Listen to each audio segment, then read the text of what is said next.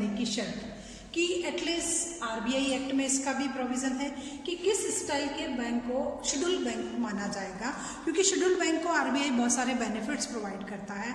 तो एटलीस्ट उसके लिए कुछ कंडीशंस डिटर्मिनेट की गई है कि जिन कंडीशंस के अप्रूव होने पर ही वो bank as a schedule bank की लिस्ट में आएगा, और शेड्यूल बैंक की लिस्ट आने में उसको वो सारे बेनिफिट्स मिलेंगे जो at least reserve bank of India एक शेड्यूल बैंक को प्रोवाइड करता है, डिस्काउंटिंग का, लोनिंग का, सीआरआर में रिलैक्सेशन का, एसएलआर में रिलैक्सेशन का, वो सुना।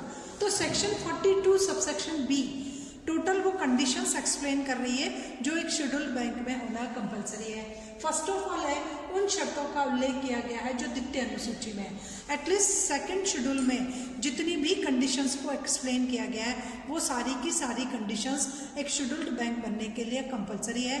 तो अगर कोई बैंक अनुसूचित बैंक बनना चाहता है तो उसको द्वितीय अनुसूची में जितनी भी उल्लेखित शर्तों है उन शर्तों का पालन करना उसके लिए अनिवार्य हो जाता है। उसमें सबसे फर्स्ट है कि उसकी प्रदत्त पूंजी और उसके संचित कोषों का योग 5 लाख से अधिक होना चाहिए, 5 लाख से कम नहीं। इट मीन्स उस बैंक की जो पेडअप कैपिटल है, उसके जो रिजर्व फंड है, तो पेडअप कैपिटल और रिजर्व फंड उन दोनों की जो सम है वो मोर देन 5 लाख रुपीज़ होनी चाहिए, not less than 5 lakh rupees.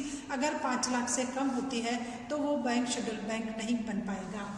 उसके बाद जमाकर्ताओं के हितों के विरुद्ध काम नहीं करे, कि उस बैंक का नेचर ऐसा नहीं हो कि वो पब्लिक के इंटरेस्ट को इग्नोर कर दे और केयरलेसनेस होकर के काम करे और जनता के हितों की उपेक्षा कर दे, उनकी बचतों का दुरुपयोग करे।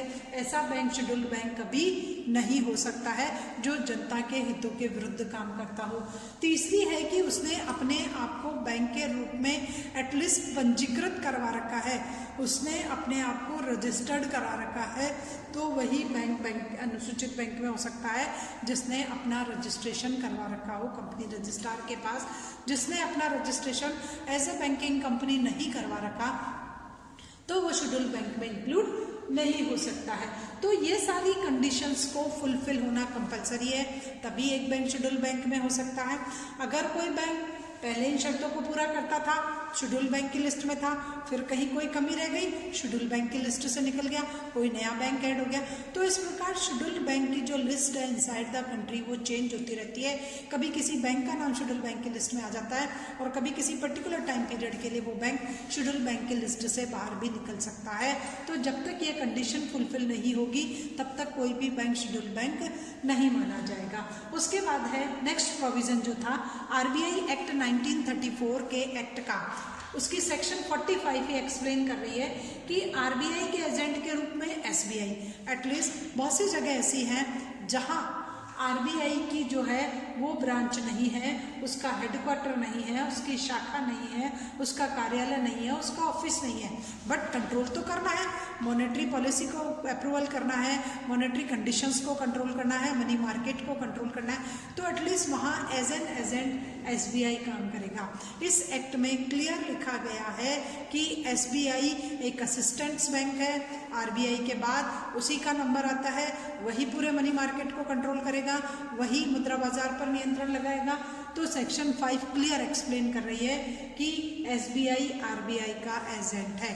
बट बिफोर 1956, अब एक्ट 34 में ही बन गया, बट बिफोर 1956 क्या है, एसबीआई था ही नहीं, तो इंपीरियल बैंक क्या काम करता था। एसबीआई तो 1955 में आया, फिर एक कमिटमेंट हुआ 1956 में, तो पहले ये सब काम इंपीरियल बैंक करता था। Imperial bank as an assistant था, एज एन एजेंट था आरबीआई का, बट उसके बाद एसबीआई ने इसका स्थान ले लिया। तो ये प्रोविज़न भी आरबीआई एक्ट का मेन प्रोविज़न है कि एटलीस्ट उसके बाद किसको राइट्स दिया गया है मनी मार्केट को कंट्रोल करने का।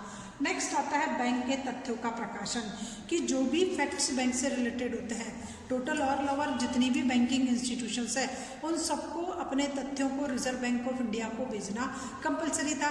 ये हम बैंकिंग एक्ट में पढ़ चुके हैं कि 1949 के अकॉर्डिंग टोटल इंफॉर्मेशन हर बैंकिंग इंस्टीट्यूशंस को एवरी फ्राइडे आरबीआई को देना कंपलसरी होता है कि उसकी डिपॉजिट कितनी है, उसकी एसेट्स कितनी है, उसकी लायबिलिटीज कितनी है। ये तो तथ्यों का प्रकाशन आरबीआई एक्ट की सेक्शन 43 एक्सप्लेन करती है। आरबीआई द्वारा देश के सभी अनुसूचित बैंकों की जमाओं, दायित्वों, आदि से संबंधित सामूहिक आंकड़ों का प्रति सप्ताह प्रकाशन अनिवार्य है। इट मीन्स आरबीआई की रेस्पॉन्सिबिलिटी है कि वो टोटल जितने भी कंट्री में बैंक है, जितनी भी मॉनेटरी इंस्टीट्यूशन है, उन मॉनेटरी इंस्टीट्यूशंस की डिपॉजिट की क्या कंडीशन है, उनकी लायबिलिटीज कितनी है, उनसे related other factor, other data क्या कह रहे हैं, तो उन सभी को एक ग्रुप में पब्लिकेशन करवाना ज़रूरी है। और ये सामूहिक आंकड़ों का जो प्रकाशन होगा वो प्रति सप्ताह होगा, एवरी फ्राइडे को। इसीलिए कहा जाता है कि रिजर्व बैंक ऑफ इंडिया को टोटल इन्फॉर्मेशन सेंड करना कंपलसरी है। तो हर बैंक को, आरबीआई को टोटल इन्फॉर्मेशन को सेंड करनी ही पड़ेगी और उस इन्फॉर्मेशन का प्रकाशन कराना रिजर्व बैंक ऑफ इंडिया के लिए अनिवार्य है। उसके बाद आता है साख सेवा सूचना कि इनसाइड द कंट्री हमारे जितने भी कॉमर्शियल बैंक हैं, वो कॉमर्शियल बैंक क्या करते हैं, डिफरेंट टाइप्स के लोगों को लोनिंग प्रोवाइड करने का काम करते हैं। तो साख सेवा सूचना की जो सेक्शन है वो 45 सबसेक्शन ए और जी बता रखी है कि आरबीआई एक ही व्यक्ति या संस्था द्वारा कई बैंकों से ऋण लेने की प्रवृत्ति पर रोक लगाने की कहा है कि रिजर्व बैंक ऑफ इंडिया को ये राइट्स है कि हमारे देश में ऐसी टेंडेंसी है कि एक व्यक्ति या एक संस्था कई बैंकों से लोन ले लेती है और जब वो नहीं चुका पाती है, अगर वो एक व्यक्ति फेल होता है तो सारे बैंकों को लॉस होने लग जाता है। तो ये सेक्शन ये एक्सप्लेन कर रही है कि रिजर्व बैंक ऑफ इंडिया को ये राइट्स है कि वो इस प्रकार के कंट्रोल लगा सके, इस प्रकार की जो टेंडेंसी है उसको रिड्यूस कर सके और एक ही व्यक्ति या संस्था के अनेक बैंकों से लोन लेने की प्रवृत्ति पर रोक लगाने के लिए रिजर्व बैंक को ये राइट दिया गया है कि वो हर बैंक से पूरी टोटल इन्फॉर्मेशन प्राप्त करे कि उसने किन किन लोगों को कितना कितना लोन डिस्ट्रीब्यूट किया गया है।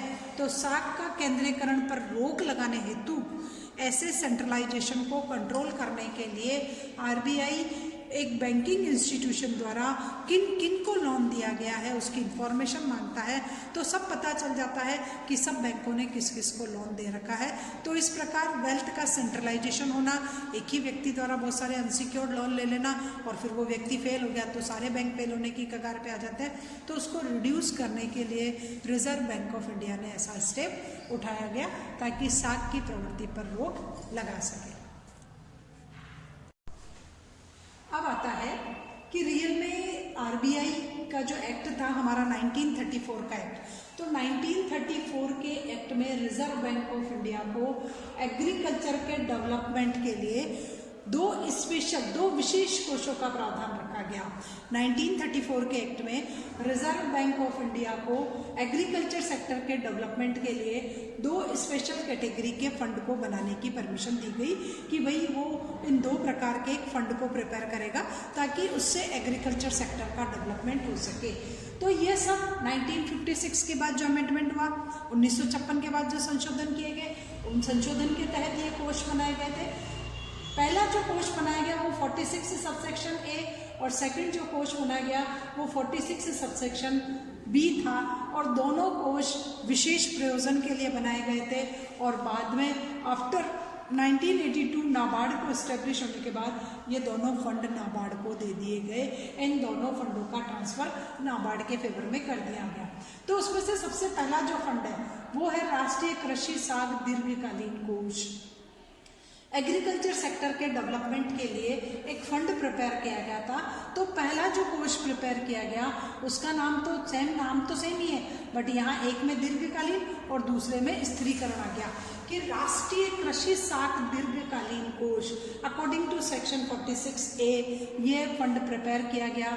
उसमें 10 करोड़ रुपए जो है वो रिजर्व बैंक ऑफ इंडिया ने डाले। स्टार्टिंग में 10 करोड़ रुपीस आरबीआई के थ्रू डाले गए, फिर आगामी 5 वर्षों में प्रति वर्ष कम से कम 5 करोड़ रुपए लाभानी खाते से डालने का प्रावधान था कि इन बैंकों का जो भी P&L अकाउंट का बैलेंस होता है उस P&L अकाउंट के बैलेंस से every year 5 crore rupees RBI जो है वो उस फंड में ट्रांसफर करेगा। तो सबसे पहले जब ये कोष बना 1956 में बने, 1956 में रिजर्व बैंक ऑफ इंडिया ने इसमें 10 करोड़ रुपीस ट्रांसफर कर दिए। 10 करोड़ रुपए डालने के बाद प्रति वर्ष 5 करोड़ रुपए 5 वर्षों तक, आगामी 5 वर्षों तक 5 करोड़ रुपए प्रति वर्ष उन बैंकों के लाभानी खाते से जो है वो डालने का प्रावधान रखा कि जो भी इनका P&L अकाउंट का बैलेंस आएगा उसमें से 5 करोड़ रुपीस उस फंड में ट्रांसफर कर दिए जाएंगे। अब इस फंड का यूटिलाइजेशन कहाँ कहाँ होगा? तो सबसे पहला जब ये फंड बनाया गया दीर्घकालीन कोष का, तो सहकारी संस्थाओं के अंश खरीदने के लिए सबसे पहले इस फंड का यूटिलाइजेशन जो भी कोऑपरेटिव सेक्टर की जो इंस्टीट्यूशंस है, ऑर्गेनाइजेशन है, उन ऑर्गेनाइजेशन की शेयर कैपिटल को परचेज करने के लिए, ताकि उन ऑर्गेनाइजेशन को हेल्प मिल सके और इससे उनकी कंडीशन थोड़ी सी स्ट्रॉन्ग हो सके। तो सहकारी संस्थाओं के अंश खरीदने के लिए ये बनाया गया, ये फंड बनाया गया और उसका यूटिलाइजेशन उन संस्थाओं के अंश खरीदने में कर सकते हैं। उसके बाद राज्य सरकारों को 20 वर्ष तक की अवधि तक का ऋण दे सकते हैं। इस फंड से सेंट्रल गवर्नमेंट को 20 ईयर्स तक का ऋण जो है वो दिया जा सकता है इस फंड में से। उसके बाद सेकंड है, अगर राज्य सरकार की गारंटी हो तो राज्य सहकारी संस्थाओं को 15 महीने से लेकर के 5 वर्ष तक का लोन दिया जा सकता है कि अगर कोई सहकारी संस्था